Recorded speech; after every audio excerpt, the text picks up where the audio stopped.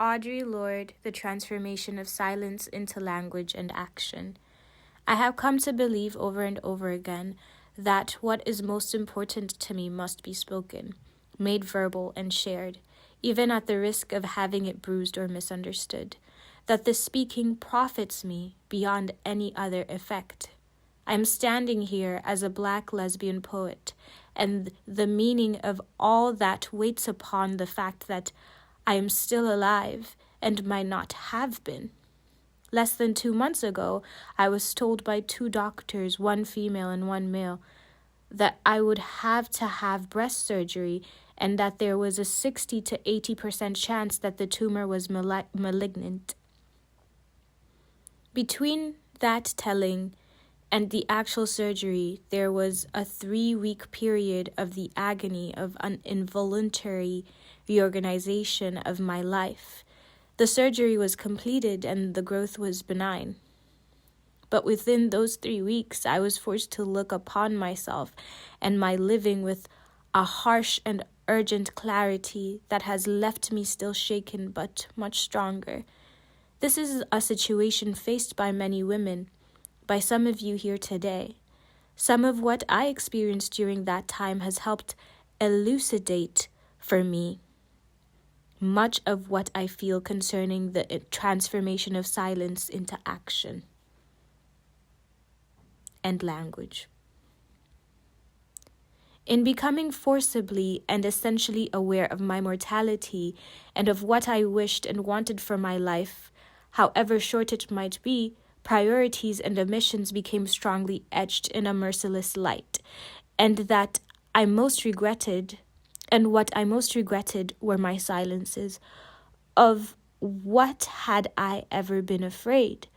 To question or to speak as I believed could have meant pain or death. But we all hurt in so many different ways all the time, and pain will either change or end. Death, on the other hand, is the final silence. And that might be coming quickly now, without regard for whether I had ever spoken that needed to be said, or had only betrayed myself into small silences. While I planned someday to speak or waited for someone else's words. And I began to recognize a source of power within myself that comes from the knowledge that while it is most desirable not to be afraid, learning to put fear into a perspective gave me great strength. I was going to die, if not sooner than later, whether or not I had ever spoken myself. My silences had not protected me. Your silence will not protect you. But for every real word spoken, for every attempt I had ever made to speak those truths for which I am still seeking, I had made contact with other women while we examined the words to fit in a world in which we all believed, bridging our differences. And it was the concern and caring of all those women which gave me strength and enabled me to scrutinize the essentials of my living. The women who sustained me through the period were Black and white, old and young, lesbian, bisexual, and heterosexual. And we all shared a war against the tyrannies of silence. They all gave me strength and concern without which I could not have survived intact. Within those weeks of acute fear came the knowledge. Within the war we are all waging with the forces of death, subtle and otherwise, conscious or not. I am not only a casualty, I am also a warrior. What are the words you do not yet have? What do you need to say? What are the tyrannies you swallow day by day and attempt to make your own until you will sicken and die from them, still in silence? Perhaps for some of you here today, I am the face of one of your fears because I am woman, because I am Black, because I am lesbian, because I am myself. a Black warrior poet doing my work, come to ask you, are you doing yours? And of course, I'm afraid because the transformation of silence into language and action is an act of self-revelation. And that always seems fraught with danger. But my daughter, when I told her of our topic and my difficulty with it, said, tell them about how you're never really a whole person if you remain silent. Because there's always that one little piece inside you that wants to be spoken out. And if you keep ignoring it, it gets madder and madder and hotter and hotter. And if you don't speak it out one day, it will just up and punch you in the mouth from the inside. In the cause of silence, each of us draws the face of her own fear of contempt, of censure, or judgment, or recognition, of challenge, of annihilation. But most of all, I think we fear the visibility without which we cannot truly live. Within this country, where racial difference creates a constant, if unspoken, distortion of vision, Black women have, on one hand, always been highly visible, and so, on the other hand, have been rendered invisible through the deep personalization of racism. Even within the women's movement, we have had to fight and still do for that very visibility which also renders us most vulnerable, our Blackness.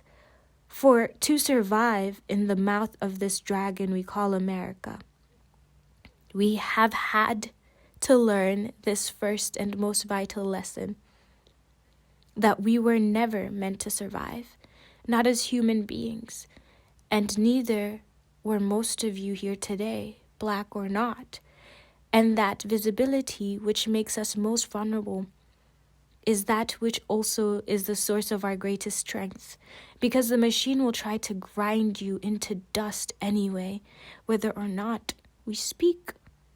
We can sit in our corners mute forever while our sisters and ourselves are wasted, while children are distorted and destroyed, while our earth is poisoned. We can sit in our safe corners mute as bottles, and we will still be no less afraid. In my house this year, we're celebrating the Feast of Kwanzaa, the African American festival of harvest, which begins the day after Christmas and lasts for 7 days. There are 7 principles of Kwanzaa, one for each day. The first day is umoja, which means unity. The decision to strive for and maintain unity in self and community. The principle for yesterday, the second day, was kujichagulia, self-determination. The decision to define ourselves, name ourselves, and speak for ourselves instead of being defined and spoken for by others. Today is the third day of Kwanzaa, and the principle for today is ujima, collective work and responsibility. The decision to build and maintain ourselves and our communities together, and to recognize and solve our problems together. Each of us is here now because in one way or another we share a commitment to language and to the power of language, and to the reclaiming of that language which has been made to work against us. In the transformation of silence into language and action, it is vitally necessary for each one of us to establish or examine her function in that transformation, and to recognize her role as vital within that transformation. For those of us who write, it is necessary to scrutinize not only the truth of what we speak, but the truth of that language which we speak it. For others, it is to share and spread also those words that are meaningful to us. But primarily for us all, it is necessary to teach by living and speaking those truths which we believe and know beyond understanding, because in this way alone we can survive. By taking part in a process of life that is creative and continuing, that is growth. And it is never without fear of visibility, of the harsh light of scrutiny and perhaps judgment, of pain, of death. But we have lived through all of those already in silence, except death. And I remind myself all the time now that if I were to have been born mute or had maintained an oath of silence my whole life, long for safety, I would still have suffered. And I would still die.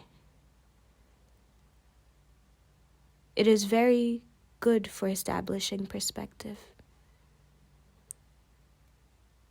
And where the words of women are crying to be heard, we must each of us recognize our responsibility to seek those words out, to read them and share them and examine them in their pertinence to our lives.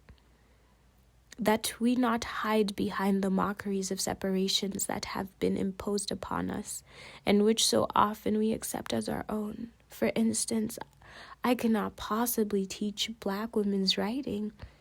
Their experiences are so different from mine. Yet how many years have you spent teaching Plato and Shakespeare and Proust?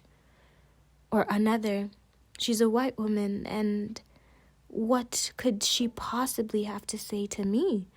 Or she's a lesbian. What would my husband say, or my chairman? Or again, this woman writes of her sons, and I have no children. And all the other endless ways in which we rob ourselves of ourselves and each other. We can learn to work and speak when we are afraid, in the same way we have learned to work and speak when we are tired. For we have been socialized to respect fear more than our own needs for language and definition. And while we wait in silence for that final luxury of fearlessness, the weight of that silence will choke us. The fact that we are here and that I speak these words is an attempt to break the silence and bridge some of those differences between us. For it is not difference which immobilizes us, but silence, and there's so many silences to be broken.